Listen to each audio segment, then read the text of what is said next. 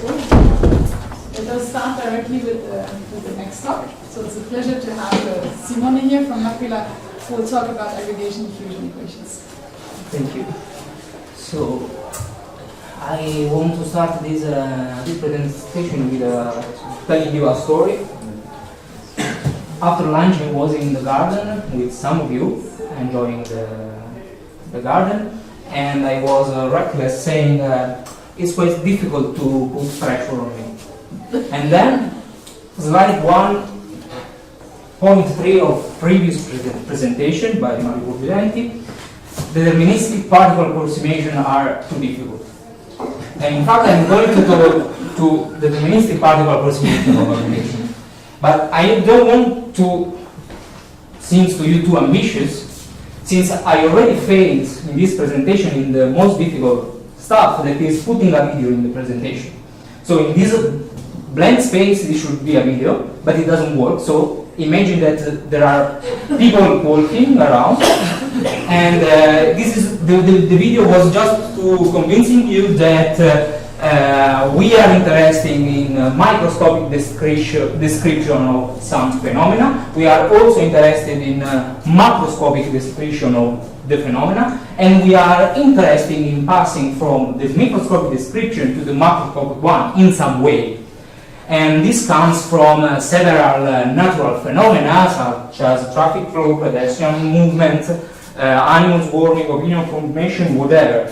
And the usual framework will be okay, the microscopic framework will be okay, take a set of n agents, I don't want to say particles, n agents is somewhere with some mass, and let the agent evolves according to some Newton laws.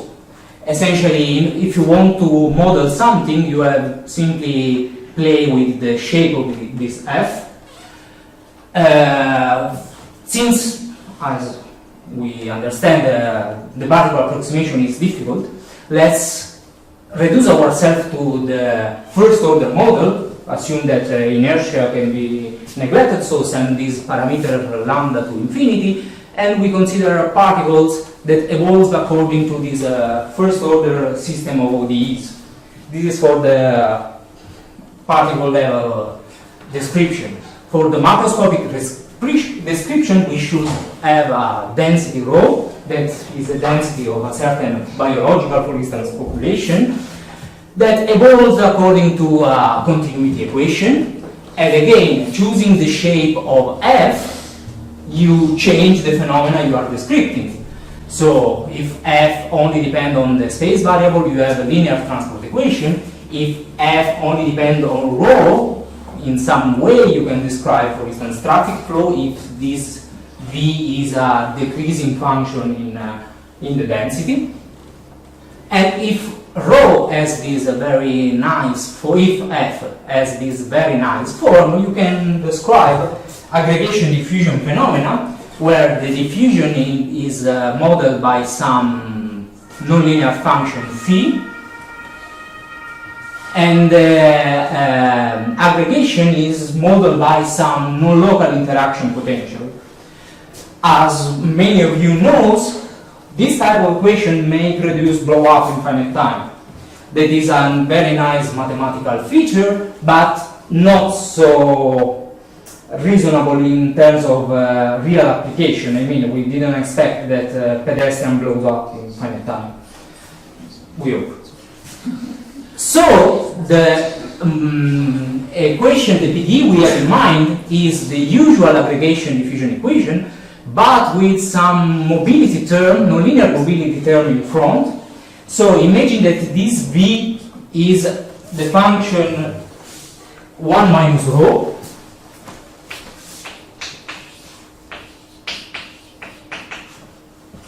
This tells you that, okay, when's positive part? This tells you, okay, when the density reaches a certain maximal value, 1, the velocity is 0, so particles stop to move, or density stops to flow. As you know, there are several ways from passing to the microscopic description to the macroscopic one. kinetic, probabilistic, whatever. We are interested in the deterministic particle approximation that, as Mario said, is pretty difficult. But since it's really difficult and I'm not so good, we should restrict to the one-dimensional setting.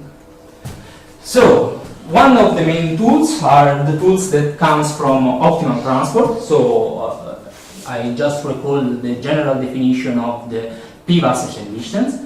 But one important tool in the following is the so-called pseudo-inverse function. So, imagine that you have a certain probability measure mu. You compute the cumulative distribution function, and formally we can define the inverse of this cumulative distribution function, that not formally has this definition. So essentially you have certain density,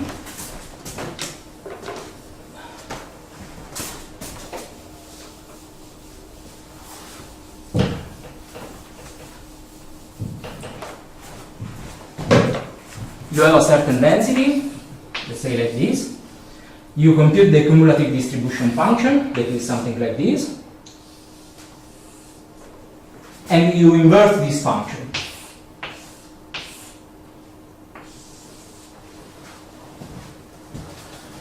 So this transformation maps you from the space, the X space, to the mass space. So here the variable, the z here, has the dimension, in fact I didn't call it z, but I call it m because I'm really smart, as a dimension of a mass.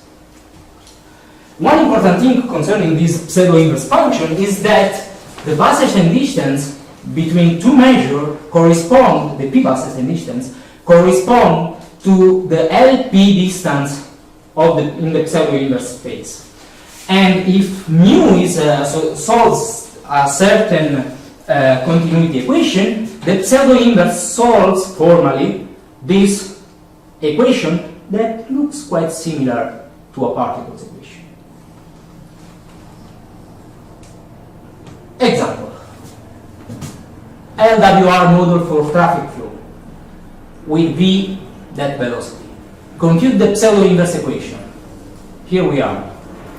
Discretize in mass. By finite difference, we get this system of PDEs that, again, looks quite similar to this. This is formal, can be made rigorous, yes. So, take an initial datum, rho bar, with mass n, m. This is the initial datum.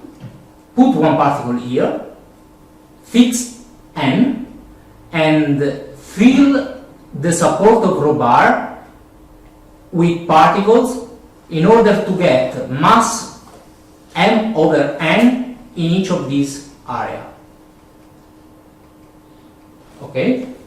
And then, once we have this atomization of the initial data that rigorously is done by this recursive procedure, we let evolve the particle according to the equation we have found before. Since in this case we are, in the case of traffic flow, we know that if I have a set of particles, they move in one direction, we let the rightmost particle, this guy, we let the rightmost particles evolve according to a maximal velocity. If we can solve this set of ODE, we reconstruct the density in a more physical, reasonable way. That is mass over volume. That in 1D means that in any interval between two consecutive particles, we put the right mass over the distance of the two particles. This is our candidate to converge to the solution of the traffic flow. Very simple. It works. In the case of scalar conservation law model in traffic law, we have some results. Everything comes from a paper by Marco Di Francesco and Massimiliano Rosini, then we adapt to some other models in traffic law. I want to tell you how to this procedure works in the aggregation diffusion case. Let's start with aggregation. So this is a work in collaboration with Marco Di Francesco and Emanuele Radici. So consider this aggregation diffusion equation with a nonlinear mobility in front. We take some initial density that is bounded in V. As a velocity V, we consider any decreasing monotone function. Take as a reference example that velocity, that one. And we consider the case of attractive kernel, smooth attractive kernel.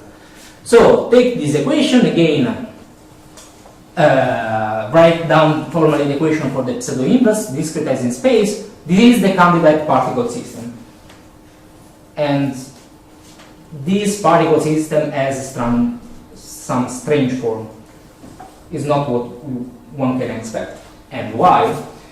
Imagine that you have a mass of ONA in front of you and you want to aggregate the ONA. And in order to aggregate the ONA, you should put in one dimension, so like this. You should put pressure on this and pressure on this side. So in some sense, if the ONA is made of particles, particles on this side should feel the pressure of the particles behind, and particles on this side feel more the attraction of this side. So in some sense, the single particles should look forward and backward in order to understand the direction of movement.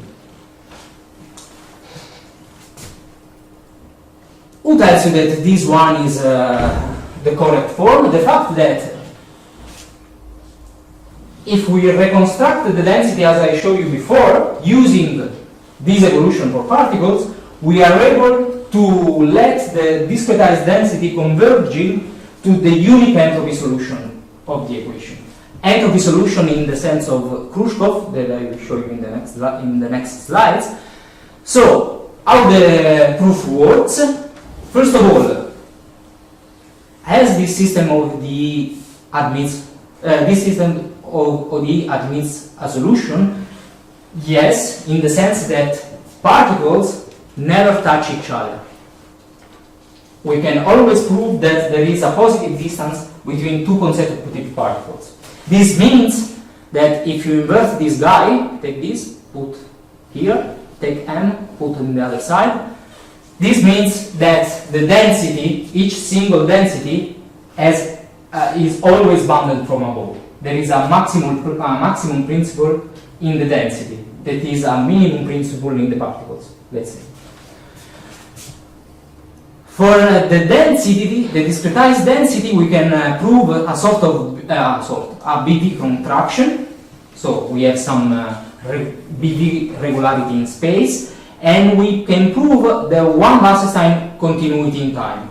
And here is actually where we use the fact that we are 1D, so we can write the pseudo inverse of this guy and proving this guy in terms of L1 distance in the pseudo inverse.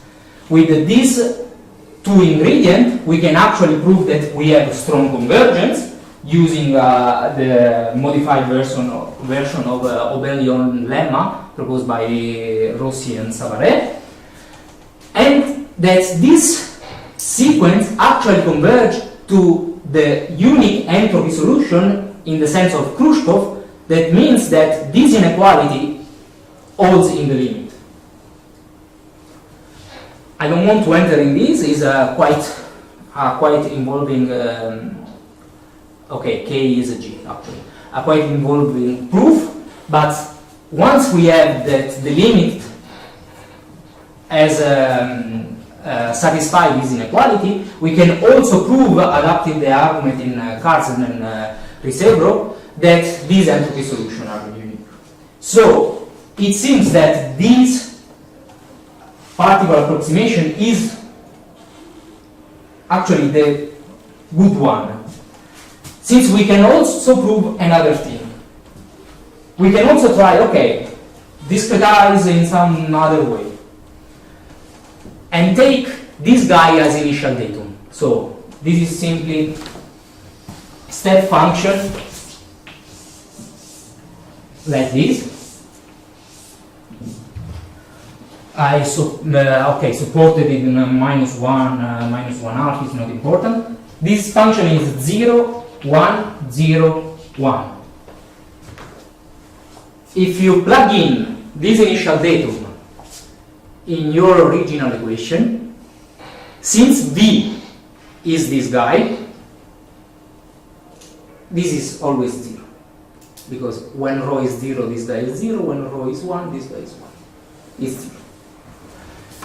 So it's very easy to show that this is in some sense stationary. This guy is a weak solution of our problem, at least, but is not the entropy one. In fact, if we consider the particle approximation of this guy, that is, okay, I take 2 and plus 1 particles, okay, I have 2 set of particles, and I compute the velocity, the initial velocity of the particles that is just here. This particle has positive velocity. So this particle has to move. So this cannot be the entropy solution. With a very similar argument, we can prove that, okay, this is the simulation. The red line is the discretized density. The blue are the particles. I let evolve, and you see that these 2 particles aggregate together, and I will converge to the single step function at 1. With a very similar argument to this one, so proving that this particle has a positive velocity, we can show that the unique stationary solution are step function, characteristic function of some interval. Like in this simulation, I take a function with 2 steps, one bigger, one smaller, and the stationary solution is this guy, that is a step function centered somewhere, and the somewhere depends on V, on G. Is not so easy to find the exact, since the center of mass is not conserved in this case. So it's not so easy to find the proper center of mass. At the very beginning, I promised you to treat also some diffusion. So this is the form of the equation we are dealing with. Usual trick, I want to write this diffusion in a Laplacian form. The candidate for the function that describes the nonlinear diffusion is this guy. If you take this P, you can rewrite this equation in a Laplacian form. But one very funny thing is that, okay, this guy, since V is always this guy, this P is 0 at 0, like in the porous beam case, but is also 0 at 1. So I have 2-point degenerate diffusion, at least. Actually, the only assumption that we need on this diffusion is phi Lipschitz function non-decreasing. So we can also allow to diffusion that has an entire range of degeneracy.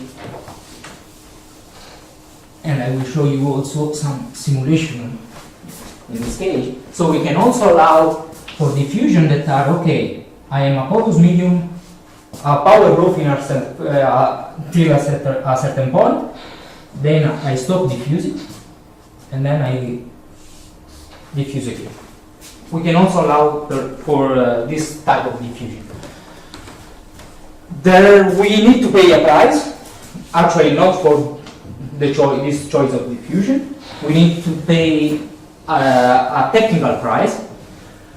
The first price we need to pay is that in this case we should consider initial datum that are away from vacuum. But this is something that we understand how to bypass. The second technical difficulty that we were not able to solve is that we should to restrict to bounded domain. This is why we were not able to prove, to estimate in terms of a proper power over the number of particles, the velocity of the lightmost and the rightmost particles. So I mean, we know that in the case of nonlinear diffusion, we know at the macroscopic level who is the velocity of the or in expansion of the support. We were not able to reproduce a similar estimate in terms of particles. So we should restrict ourselves to a bounded domain. If you know how to do, I'm here, please let me know. Or at least cite my work.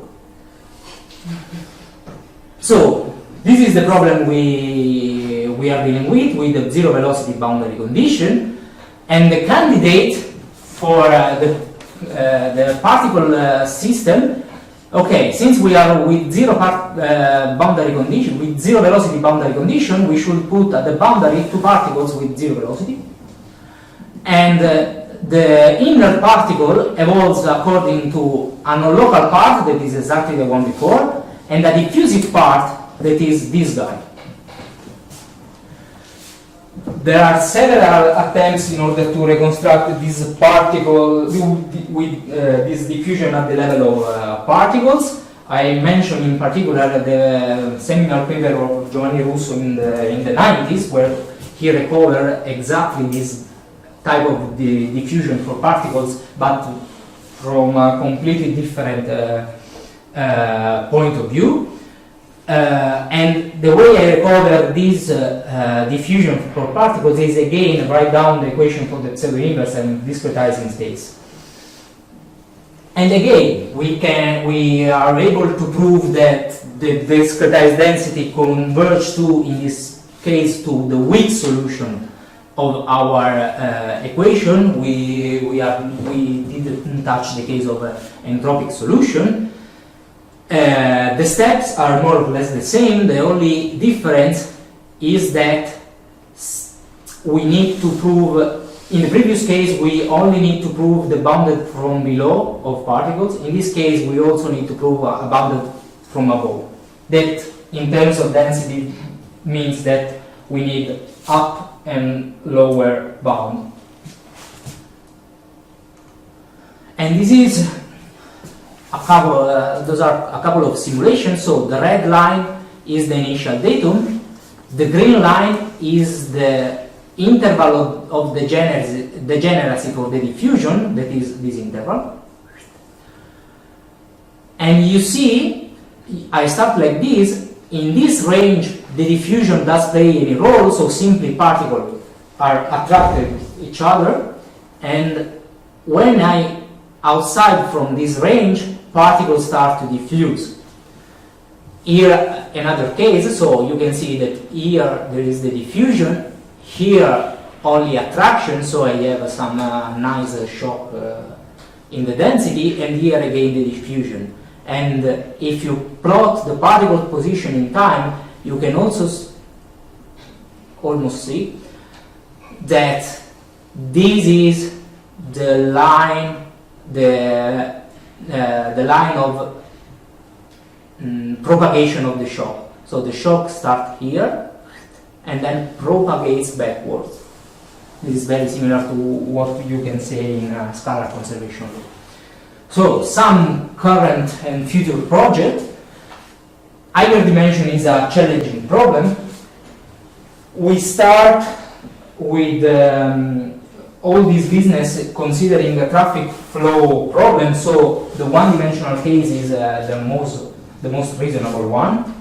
The natural extension for traffic model in either dimension is are networks, and there are partial results that show that this approach works also on networks. If you are dealing with pedestrian, this is actually a real 2D problem, and I just mentioned that in other dimensions the big problem is the way of reconstructing the density, in the sense that, especially in the case of scalar conservation law, imagine that you are solving a scalar conservation law by finite difference, and you discretize in the wrong way. For instance, you have Burger's equation, and you discretize forward instead of backwards. You didn't catch the solution. In either dimension, so the way we reconstruct the density takes into account this fact. So you should reconstruct the density in the smart way. So I show you always the density between two consecutive particles. X, the density for the particles in the interval y plus 1 is always forward. Because actually our problem is, all the problems are forward problems. If I want to apply this discretization to the Burger's equation, I need to reconstruct the density backward. Because the density fields that characteristics are coming from one side or the other. So this is the real problem in either dimension, that is how to reconstruct the density.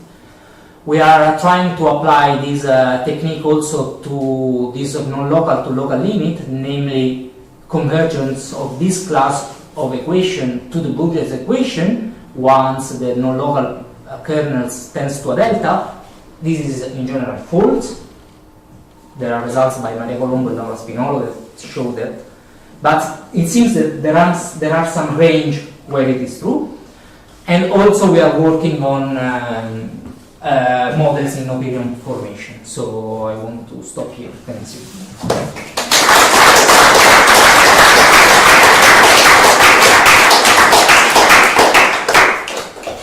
Thank you very much. Are there any questions? Maybe a standard question for you. Do you get rates? No, not fixed. I mean, we have an estimate the PDE estimates in space, that standard global estimate, but we have no rates of conversion. We didn't explore actually, so we get the estimate. No, we are. That's it. Any other questions? Someone is managing the laptop. Oh. Yes. So I'm definitely not a numeric guy, so my question would be potentially quite more than me. That's a good enough. The formula you've used to reverse the mass and the position, so the x of n, which you then later on use to model your equations, it's reminds me in a sense that in one dimension you can do something very similar for the Wasserstein distance. Yeah. So is this kind of the reasoning behind why it works so well and why you choose this? Yeah, it's exactly this. Thank you. I actually have a follow-up question on that. Yes. The fact that it works, the using the pseudo-inverse in that way, does it include the gradient flow structure in any way? Do you have a gradient flow structure that... With the nonlinear mode, I skip one important point, because the time is running up, that is this. I mean,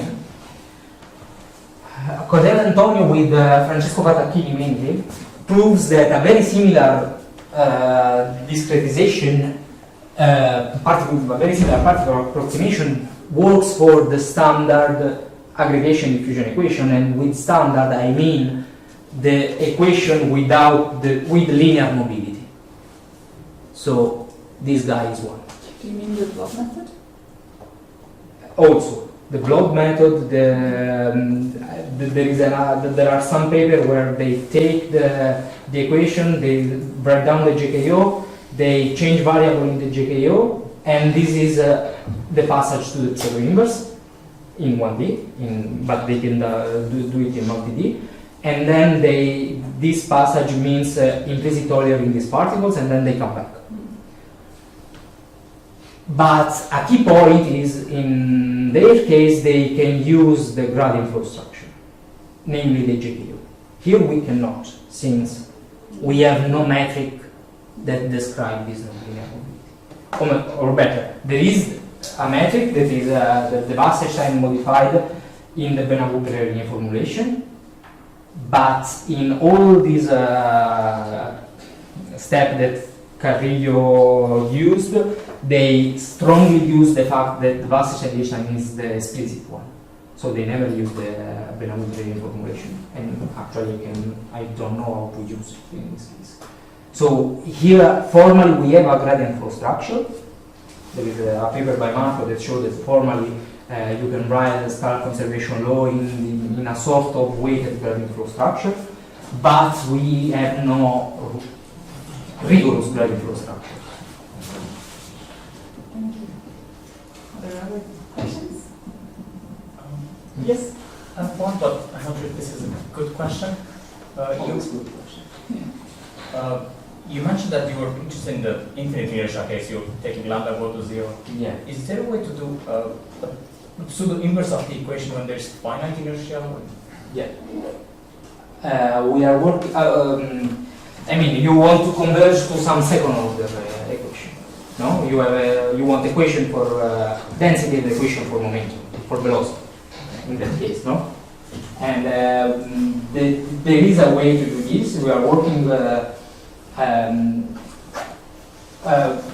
We are working on a model in traffic flow.